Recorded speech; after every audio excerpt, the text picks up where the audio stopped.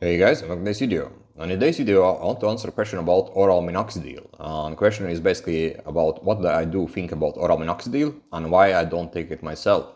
And for you guys watching this channel for the first time, my name is Alex and I've been suffering hair loss since I was 18 years old, but I was able to regrow back my own hair. I'm now 38 years old and I still have my hair. So in today's video, I want to focus on important questions that have been coming up quite a lot lately, and it is about oral minoxidil. And as you know, if you have been following my channel, seen some of my other videos, is that I do apply minoxidil topically at 5% strength on my scalp, and I have been doing so since 2013. So basically it's 9 years of minoxidil application on my scalp, and as you can see, I was able to get awesome results with it after I solved my underlying problems.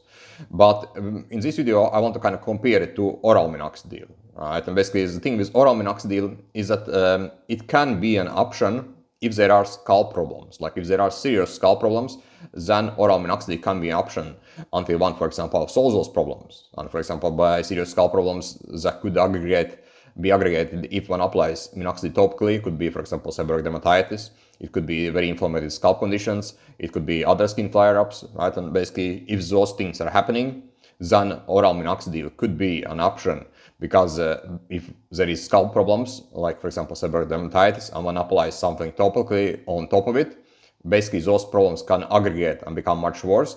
And what would basically be end result, it will be that there will be more hair shedding. Alright, so basically in those cases, oral minoxidil can be a better option because it is not applied directly on the scalp, and because of it, one can avoid getting those kind of skin flare-ups or basically worsened skin conditions like scalp inflammation.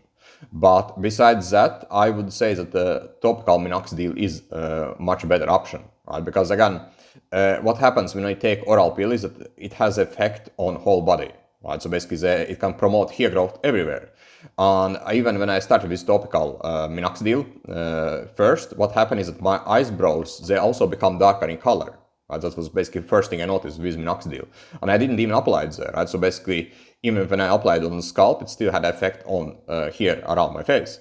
But with oral, basically it has even more effect on all body hair. Right? And again, that's most likely is not a desired effect from it.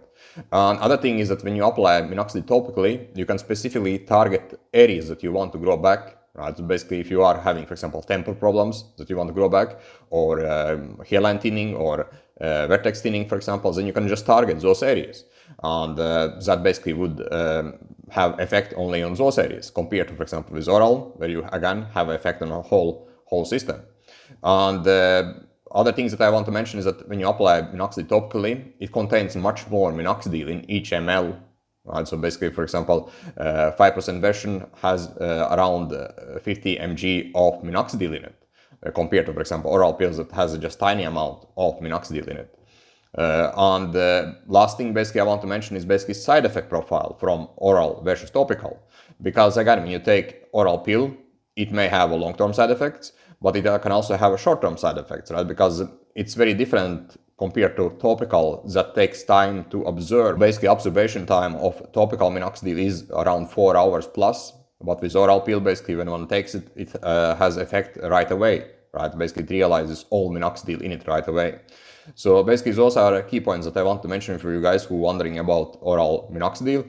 And again, like with topical, if there are no underlying problems, if everything is addressed and solved, like you have addressed your DHT problems, you have addressed your scalp environment, basically any other factors that could lead to hair loss, then basically oral minoxidil or topical minoxidil is much better option from my experience that I want to share with you guys.